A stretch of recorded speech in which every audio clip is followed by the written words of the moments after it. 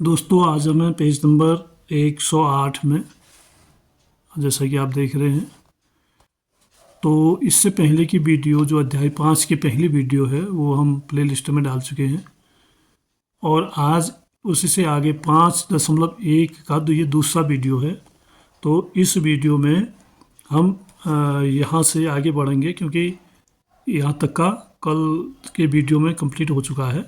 तो इसी से हम आगे बढ़ते हैं। हेलो दोस्तों, मैं हूँ सी एस जोशी और आप देख रहे हैं C S Joshi learning zone. तो C S Joshi learning zone में आज हम आपको लेके जाएंगे जो गुणज है और जो गुणनखंड हैं और जो सार्वगुणनखंड हैं उनको और स्पष्ट तरह से आप यहाँ पर समझ पाएंगे। और आप इसमें बने रहें, आपको इसको समझने का पूरा मौका मिलेगा। और दोस्तों, आपसे एक अनुरोध है कि आप चैनल को सब्सक्राइब करिएगा और लाइक भी करिएगा और अपने दोस्तों में शेयर भी अवश्य करिएगा। तो आइए देखते हैं। आइए अब इडली वड़ा खेल कुछ अलग संख्या युग्मों के साथ खेलें। जैसे हमने 3 और 5 का इससे पहले इडली वड़ा खेल खेला था, अब कह रहा है अगर उनकी जगह संख्याएं 2 और 5 हो तो इन दोनों से खेल कैसे खेला जाएगा। तो सरल है, इन दोनों से खेल खेलने के लिए हमें इनके गुणज चाहिए होंगे। तो इनके गुणज अगर हम देखते हैं तो 2 के पहाड़े में जितनी संख्याएं आती हैं वो 2 की गुणज हैं, और 5 के पहाड़े में जितनी संख्याएं आती हैं वो 5 की गुणज हैं। जैसे 2 की गुणज हम लिखते हैं 2, 4, 6, 8, 10, 12, 14, 16, 18, 20, 22 और 24। इससे भी आगे तक आप जा सकते हैं। और अगर हमने 5 के गुणज लेने हैं तो ऐसे 5 के पहाड़े में जो जो संख्याएं आती हैं वो सब 5 की गुणज होती हैं। 25, 30, 35, 40, 45, 50, 55, 60। तो इस तरह से ये हैं 5 के गुणज। तो अब इनमें कुछ सार्व गुणज होंगे। तो सार्व को देखने के लिए हम देखते हैं कि ये 5, 10 ये इसमें नहीं आ रहे हैं, 10 आ रहा है 2 के गुणज में। तो 10 जो है यह सार्व गुणज है। यहाँ भी 10 है, यहाँ भी है। और 15 नहीं है और 20 है, तो 20 दोनों में है तो ये सार्व गुणज है। और 25 यहाँ नहीं है। और उसके बाद आगे की संख्या हमने इसमें नहीं लिखी हैं। अगर लिखें तो इसके बाद आएगा 26, 28 और 30। तो 30 भी जो है वो सार्व गुणज होगा, क्योंकि ये दोनों में है। तो इस तरह से कुछ गुणज ऐसे होते हैं जो दोनों में आते हैं, तो उनको कहते हैं सार्व गुणज। तो ये हैं 2 और 5 का गुणज। तो हमने क्या करना है, 2 के गुणज के लिए इडली कहना है, 2 के लिए कहेंगे इडली, और 5 के लिए कहेंगे वड़ा। और जो दोनों आएंगे, जो दोनों के गुणज होंगे, जैसे 10, 20, 30, तो इसमें कहा जाएगा दोनों के लिए इडली वड़ा।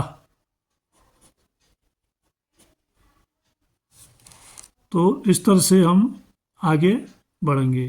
तो ये इडली वड़ा का मतलब है यह सार्व गुणज है। तो इस खेल को हमने खेलना है।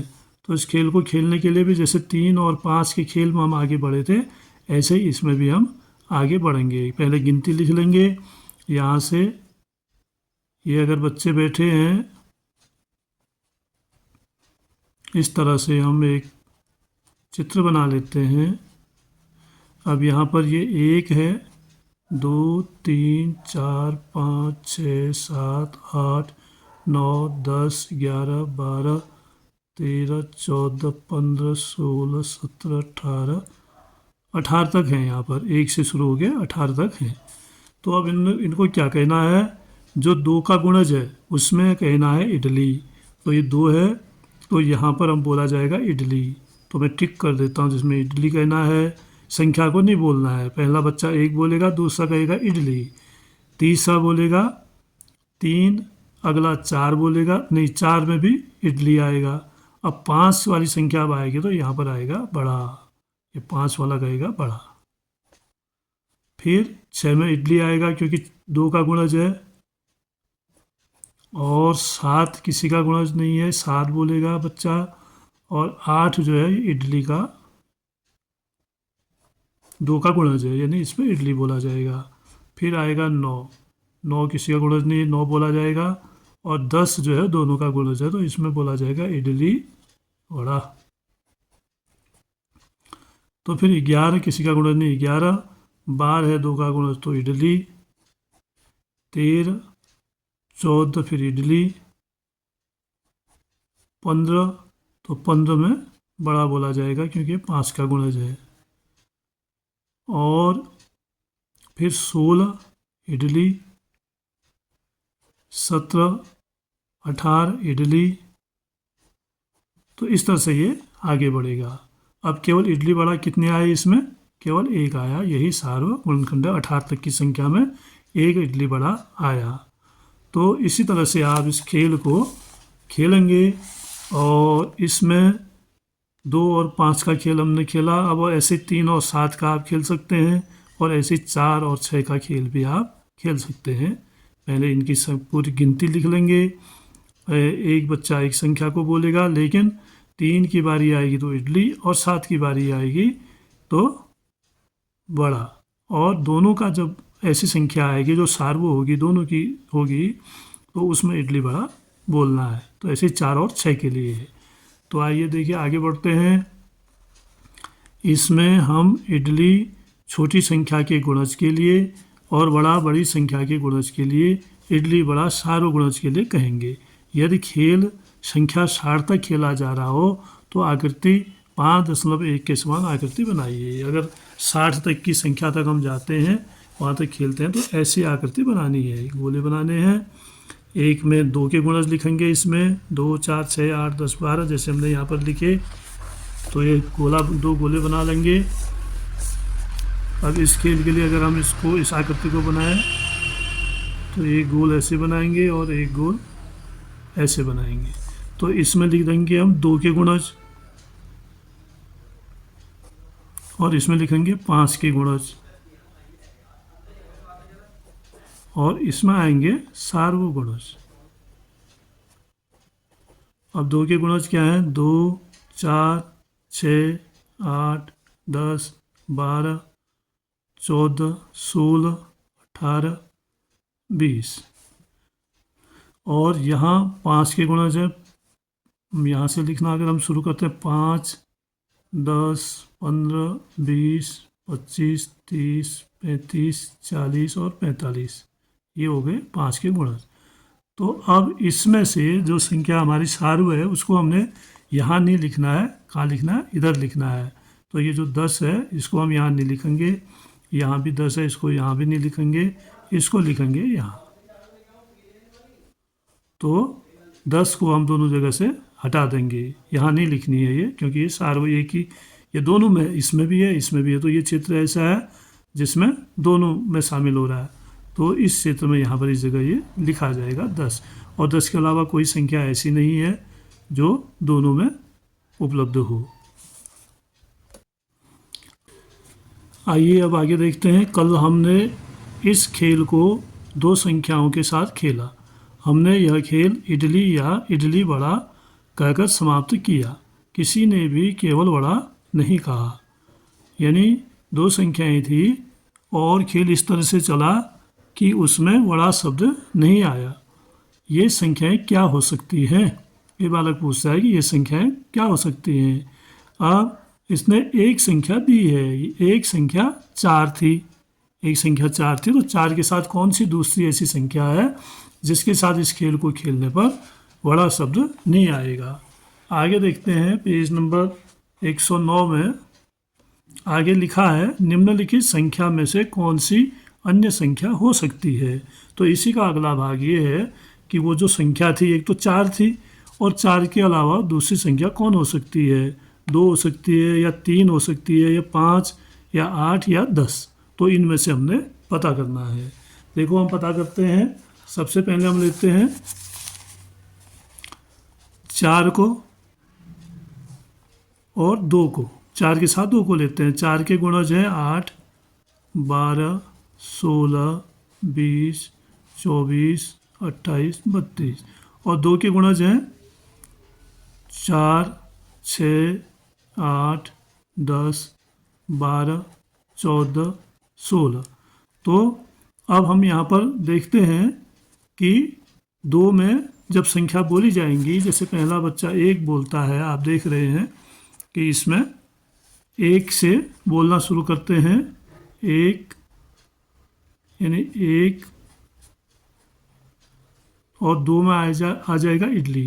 पहले हम बच्चे बना लें यहाँ पर। 1, 2, 3, 4, 5, 6, 7, 8, 9, 10, 11, 12, 13, 14 बच्चे माना, और यहाँ पर संख्या 1 आ रही है। तो इसने 1 बोला तो ये बोलेगा इडली, क्योंकि 2 में इडली आना, 2 संख्याएं हैं, छोटी संख्या में इडली है और बड़ी संख्या में बड़ा है, तो इसमें 2 में इडली, 2 और 2 के गुणज में इडली बोला जाएगा। अब 1 इडली, फिर ये 3 बोलेगा, ये किसी का भी गुणज नहीं है, यहाँ पर 3 आ जाएगा। फिर आ रहा है 4, तो 4 जो है यहाँ पर यह दोनों का गुणज है, 2 का भी है 4 का भी है, तो इसको यहाँ पर कहा जाएगा इडली बड़ा। फिर 5 बोला जाएगा और उसके बाद आएगा 6, 6 में इडली बोला जाएगा, 2 का गुणज है, और फिर आएगा 7, फिर बोला जाएगा 8। अब 8 में बोला जाएगा इडली बड़ा। फिर 9 और फिर उसके बाद 10 आएगा, तो 10 में बोला जाएगा इडली, क्योंकि ये 2 का गुणज है। और फिर 11, ये किसी का गुणज नहीं है। फिर आएगा 12, तो 12 दोनों का गुणज है, तो इसमें बोला गया इडली बड़ा। फिर 13 और फिर 14 में इडली बोला जाएगा, क्योंकि 2 का गुणज है। फिर आएगा 15, 15 भी किसी का गुणज नहीं है, तो संख्या बोली जाएगी। तो अब आप देख रहे हैं इसमें 2 के इसमें हमने देखा कि या तो इडली आ रहा है और या इडली बड़ा आ रहा है, कहीं पर भी खाली बड़ा नहीं आ रहा है। ये जो गेम इन्होंने खेला उसकी शर्त थी कि बड़ा कहीं पर नहीं आया, और लास्ट में हमने इडली बड़ा कहकर खेल समाप्त किया। अगर यहाँ पर हम 15 के बाद एक संख्या और बढ़ा दें, 16 कर दें, तो इसमें इडली बड़ा आ जाएगा, क्योंकि दोनों का गुणज है 16, 4 चौको 16, 2 अट्ठे 16। तो इस तरह से ये जो इससे स्पष्ट होता है कि 2 ऐसी संख्या, दूसरी संख्या क्या थी, वो 2 थी, और इन दोनों में या तो इडली आता है या इडली बड़ा आता है, और खाली बड़ा कहीं पर नहीं आता है। तो यहाँ पर हम बता सकते हैं कि वो संख्या कितनी थी, वो संख्या 2 थी। इसका उत्तर आएगा 2।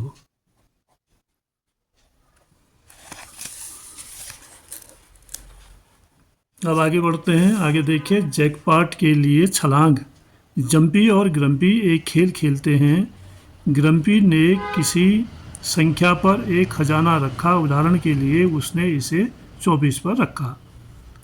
जंपी ने एक छलांग के आकार का चयन किया। यदि उसने 4 का चयन किया तो 0 से शुरू करते हुए उसे 4 के गुणज पर छलांग लगानी होगी। 4 से शुरू करता तो जो 4 के गुणज हैं उसी पर 4, 8, 12, 16 जो 4 के गुणज है उन पर छलांग लगाते हुए आगे बढ़ता है, और जंपी को खजाना मिल जाएगा यदि वह उस संख्या पर पहुंच जाए जहां ग्रम्पी ने खजाना रखा है। अब ग्रम्पी ने जहां खजाना रखा है वो 4 की छलांग लगाते हुए उस पर, यानी 24 जो है 4 का गुणज है, तो 24 में एक बार वो पहुंच जाएगा। कौन सा छलांग का आकार जंपी को 24 पर पहुंचाएगा, तो यही हमने बताना है। तो यहाँ पर छलांग का चित्र यहाँ पर दिया है, फिर इसको पूरा पढ़ लेते हैं। कौन सा छलांग का आकार जंपी को 24 पर पहुंचाएगा। यदि वह 4 का चयन करता है तो जंपी पहुंचता है। 4, 8, 12, 16, 20, 24, 28, 32 इस तरह से आगे बढ़ता जाएगा 4 के अंतर से। पर अन्य सफल छलांग के आकार 2, 3, 6, 8 और 12 होंगे। तो इसके अलावा भी अन्य छलांग है वो लगा सकता है, 2 की लगा सकता है, 3 की लगा सकता है, 6 की छलांग लगा सकता है, 8 की, यानी इन सब के गुणज में 24 आएगा, 24 तक पहुंचेगा वो। तो आइए देखते हैं। यहाँ पर इसने 2 की छलांग लगा के दिखाया है। पहले 0 से 2, 2 से 4, 4 से 6, 6 से 8, 8 से 10, फिर 12, फिर 14, फिर 16, फिर 18, फिर 20, फिर 22 और अंत में 24 में ये पहुँच गया 2 की छलांग लगाते हुए।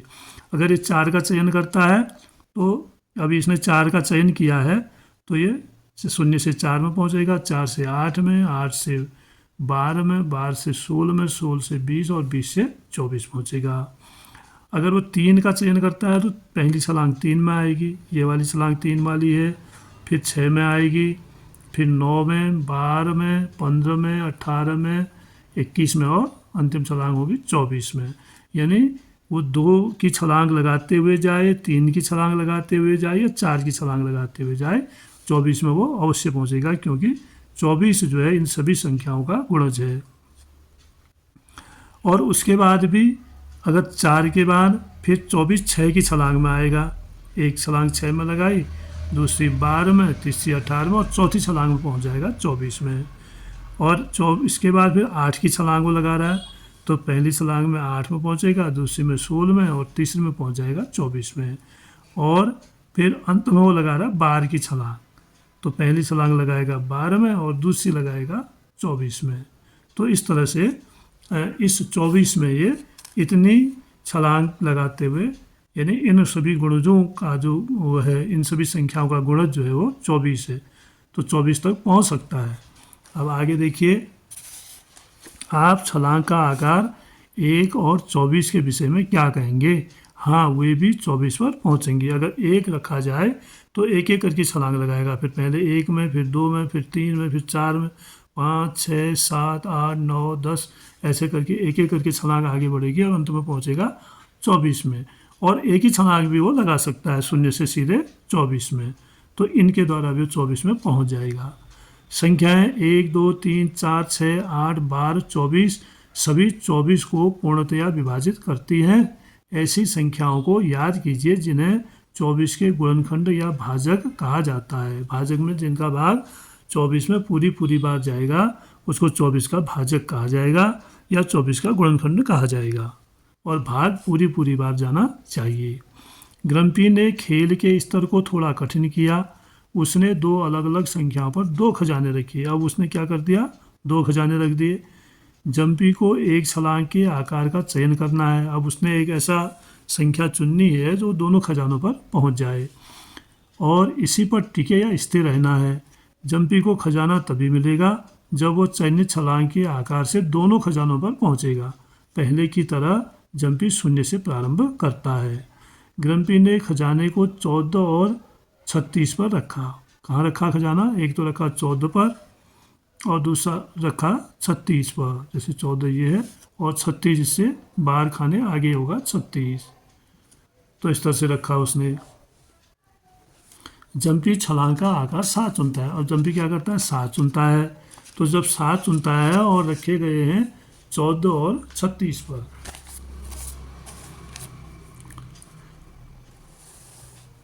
यहाँ पे 0 है और यहाँ पे है 14 और यहाँ पे है 36। तो अगर उसने 7 चुना है, वो क्या करता है? 7 का अंक चुनता है कि 7 खाने आगे छलांग लगाएगा। तो 7 खाने छलांग लगाएगा तो एक बार में पहुँचेगा 7 में 0 से, और दूसरी बार में पहुँचेगा 14 में, और तीसरी बार में पहुँचेगा 21 में, और चौथी बार में पहुँचेगा 28 में, और पांचवी बार में पहुँचेगा 35 में। यहाँ पर पहुँचाओ 35 में। और लेकिन ये संख्या क्या है? खजाना कहाँ है? 36 में है। खजाना 36 में है, लेकिन एक खजाना तो उसको 14 में मिल गया, लेकिन दूसरा खजाने में वो एक अंक पीछे रह गया। तो 36 में खजाना था तो उसकी छलांग हो रही 35 में। अब प्रश्न है, क्या जम्पी दोनों खजानों पर पहुंचेगा? तो ऐसे दोनों खजानों पर जम्पी नहीं पहुंचेगा, केवल एक ही खजाने पर वो पहुंचेगा। 0 से शुरू करते हुए वह 7, 14, 21, 28, 35, 42 पर पहुंचेगा। हम देखते हैं कि वह 14 पर तो पहुंचता है लेकिन 36 पर नहीं पहुंचता, अतः उसे खजाना नहीं मिलता। उसे कौन से छलांग के आकार का चयन करना चाहिए। अब दोनों में पहुंचने के लिए उसको कौन सा आकार अपना लेना चाहिए ताकि वो 14 में भी पहुंचे और 36 में भी पहुंचे। तो यहाँ पर इससे पहले 5 आता है, 6 आता है। 6 में तो किसी एक ही 36 में पहुंचेगा, 14 में नहीं पहुंचेगा क्योंकि 14 6 का गुणज नहीं है। 4 में 14 में नहीं पहुंचेगा, 36 में पहुंचेगा। और 3 में तब भी 14 में नहीं पहुंचेगा, 36 में पहुंचेगा। अब अगर हम 2 को देखें तो 2 में वो दोनों में पहुंच जाएगा। तो उसको क्योंकि 2 सत्ते 14 और 18 दूनी 36, यानी तो दोनों खजाने उसके उसमें आ जाएंगे। उसको क्या रखना होगा, अपने कूद का आकार यानी अपनी जंप का उसको रखना होगा 2 खाने। 2 खाने कूद के जाएगा तो कहाँ पहुँच जाएगा, 7वीं बार में 14 पहुँच जाएगा और 18वीं बार में 36 में पहुँच जाएगा। तो दोनों खजाने उसको मिल जाएंगे जबकि वो अपनी कूद का आकार रखे 2 खाने। तो 2 का चयन करना चाहिए उसको। उसे कौन से छलांग के आकार का चयन करना चाहिए था, 2 के आकार का चयन करना चाहिए था। इसके बाद 14 के गुणज 1 2 7 14, तो इन छलांग के आकार पर वो 14 पर अवश्य पहुंचेगा 7 के आधार पर।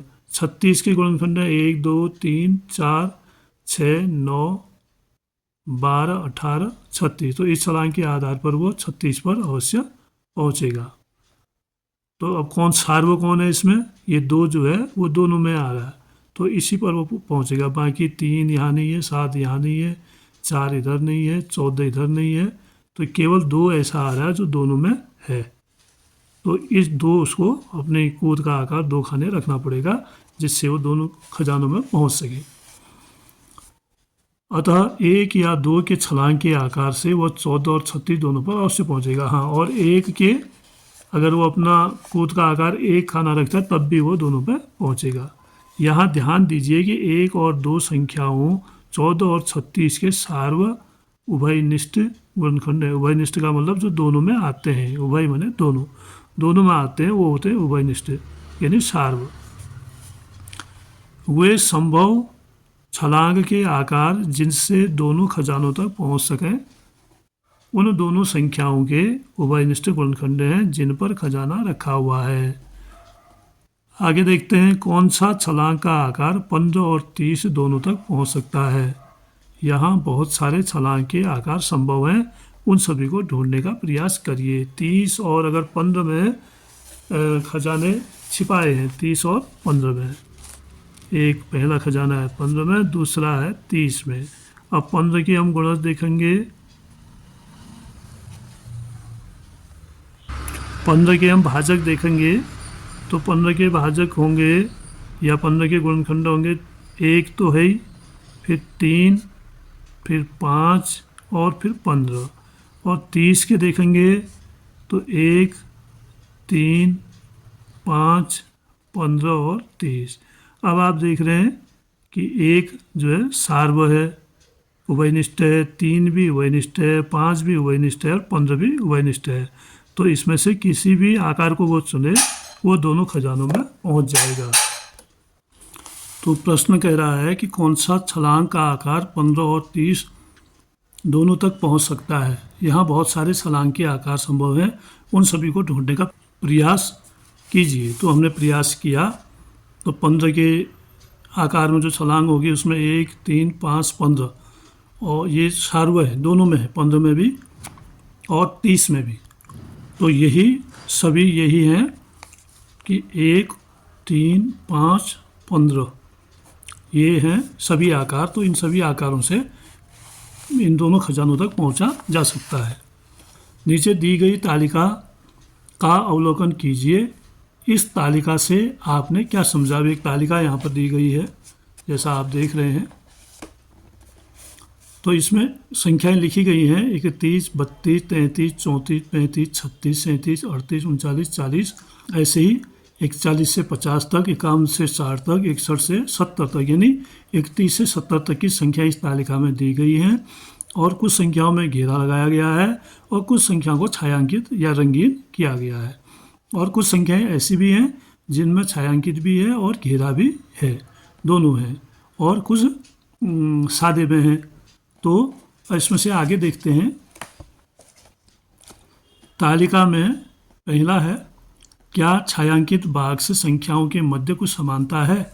जो छायांकित है यानी जो ये हरे रंग में है, इनमें क्या समानता है ये हमने देखनी है। अब जैसे 33 है, ये 36 है, ये 39, 42, 45, 48, यानी ये जो सारी संख्याएं हैं ये 3 से विभाज्य संख्याएं हैं, यानी सब, यानी 3 के गुणज है ये। इसमें भी भाग जाएगा 3 का, इसमें भी जाएगा 36 में, 39 में, 42 में, 45 में। तो हम इसको लिखेंगे ये 3 के गुणज है। क्या समानता है इसमें? 3 के गुणज।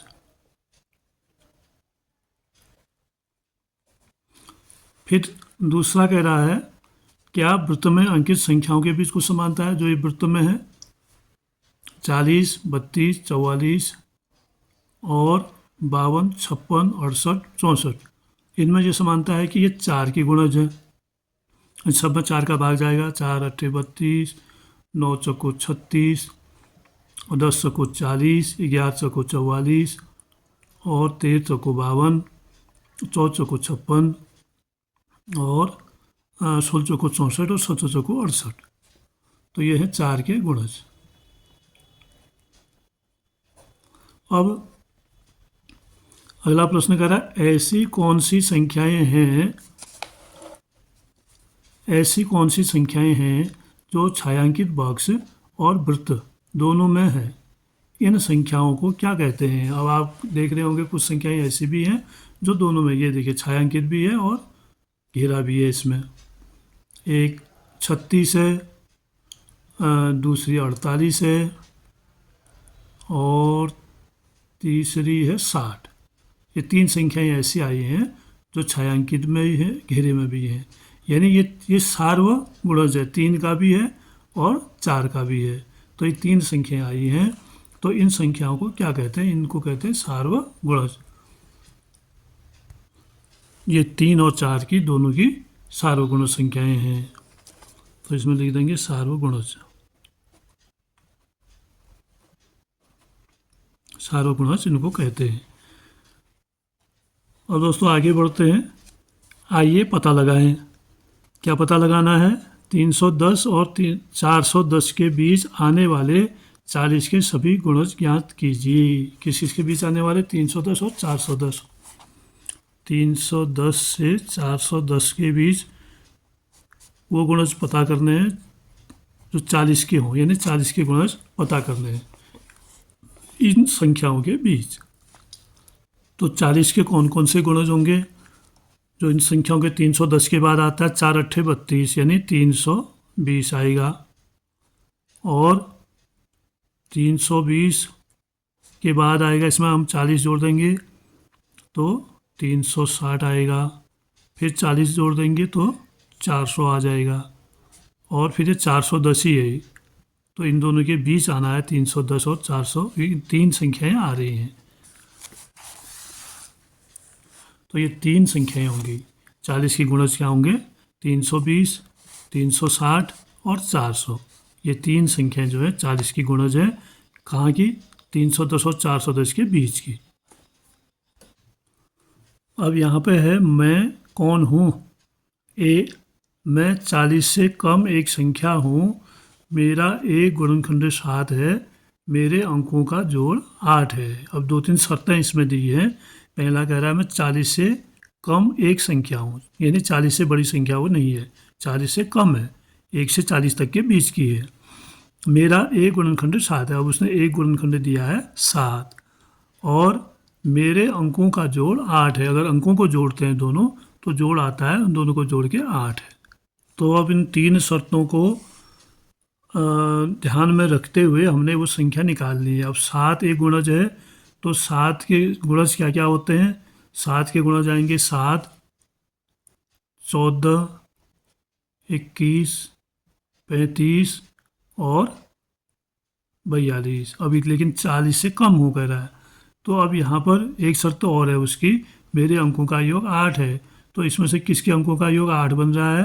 35 के अंकों का योग 8 बन रहा है। 5 3 8, 4 2 6 हो रहा है, 2 1 3, 4 1 5, 7 का 7 तो ये 35 जो है इसका उत्तर है।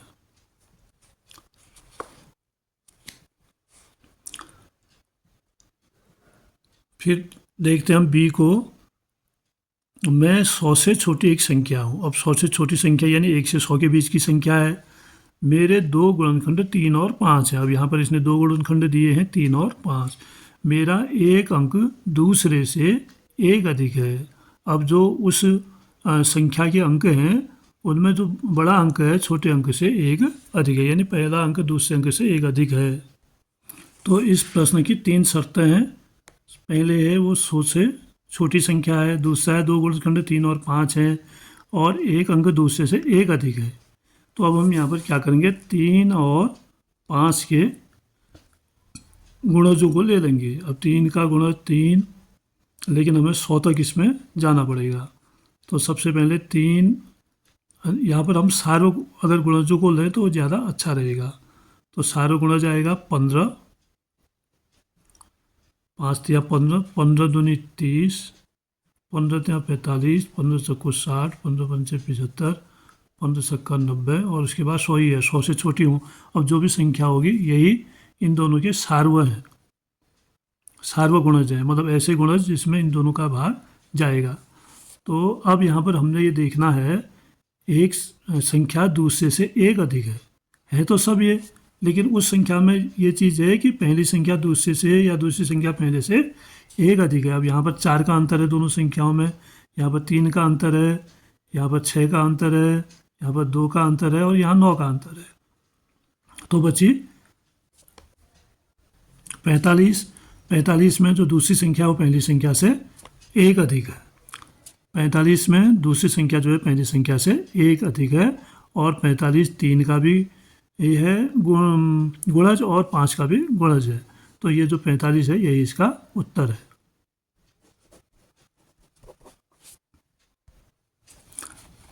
अब हम देखेंगे तीसरा प्रश्न। एक संख्या जिसके सभी गुणनखंडों का योग उस संख्या से दुगना हो संपूर्ण संख्या कहलाती है। यानी ये कह रहा है कि ऐसी संख्या जिसके जो गुणनखंड हैं उनका योग, सभी गुणनखंड जितने भी उसके गुणनखंड होंगे उन सभी गुणनखंडों का योग उस संख्या का दुगना होगा, तो वो संख्या क्या कहलाएगी, परफेक्ट नंबर। संख्या 28 एक संपूर्ण संख्या है, तो ऐसी ही संख्या एक क्या है, वो 28 है। इसके गुणनखंड हैं 1, 2, 4, 7, 14 और 28 हैं। इनका योग है 56। अगर हम इन सब संख्याओं को जोड़ते हैं तो इनका योग आता है 56, जो कि 28 का दुगना है। 1 से 10 के बीच एक संपूर्ण संख्या ज्ञात कीजिए। अब हमसे कहा गया है कि आप 1 से 10 तक के बीच की एक संपूर्ण संख्या बताओ 28 की तरह। गुणनखंड सारे जोड़ के उनका योग 56 आया। तो ऐसे ही 1 से 10 तक की संख्या ऐसी संख्या लेनी है जिसका योग उसका दुगना आए। तो हम यहाँ पर सभी संख्याओं के गुणनखंड पता करेंगे। जैसे संख्या 10 से छोटी है तो 10 के गुणनखंड हो गए 1, 2 और 5 और 10, और 9 के हो गए 1, 3 और 9, 8 के हो गए 1, 2, 4 और 8, और 7 के होते नहीं है।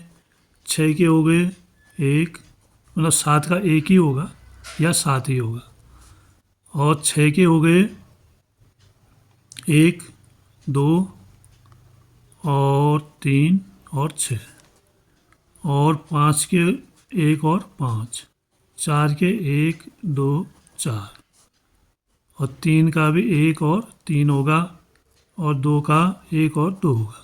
तो इस तरह से ये सभी संख्याओं के गुणनखंड हैं। तो अब हम इसकी शर्त ये है कि वो जो संख्या है उसके गुणनखंडों का योग उस संख्या का दुगना होता है। जैसे यहाँ पर आप देख रहे हैं 1 और 2 3, 5 3 8, 10 और 8 18। देखिए इसका योग इसके दुगने से कम है। और 9 में देखेंगे 1 3 9, 9 3 12, 1 13 दूनी 26, ये तो ज़्यादा है। 8 में देखेंगे 2 1 3, 4 3 7, 8 7 15, 15 ही इसका योग आ रहा है। और यहाँ पर 7 है, इसका योग 8 आएगा। यहाँ पर 6 है तो 6 1 2 3 हो गया, 3 और 3 6 हो गया, 6 और 6 12 हो गया। ये परफेक्ट संख्या है क्योंकि 6 का दुगना होता है 12 और इनका योग भी आ रहा है 12। 1 2 3 3 3 6 6 6 12, इनको आप जोड़ लो तो इसका योग आएगा 12 और जो 6 का दुगना है। तो यही संख्या ऐसी है 1 से 10 तक के बीच जो परफेक्ट नंबर है, तो इसका उत्तर होगा 6। ये जो प्रश्न था इसका उत्तर होगा 6।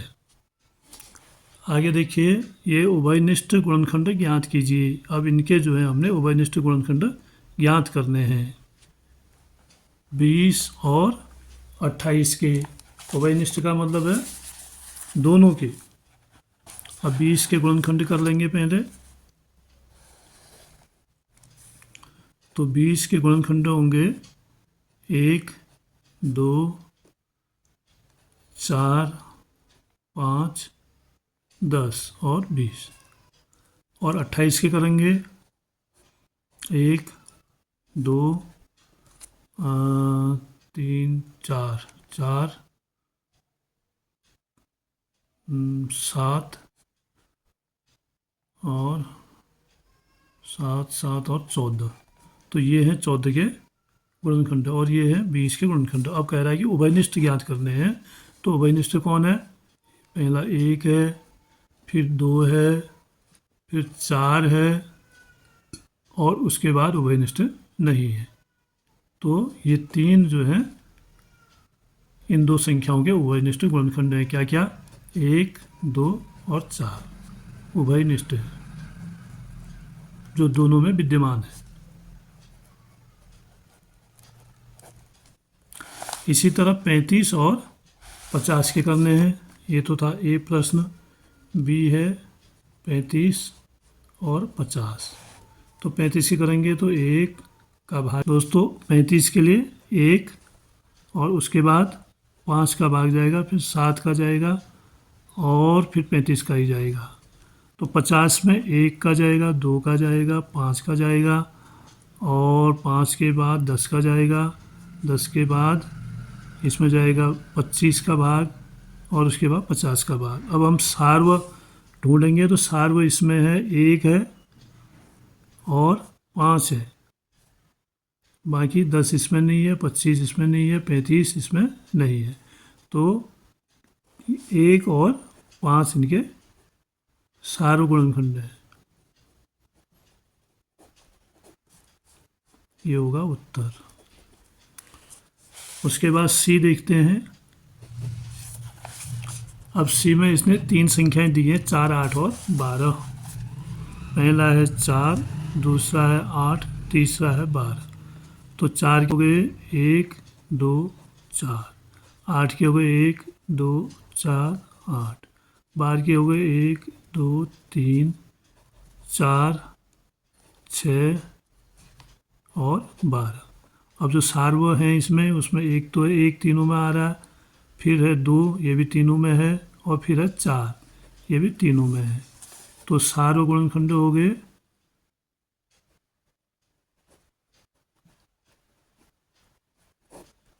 1 2 और 4।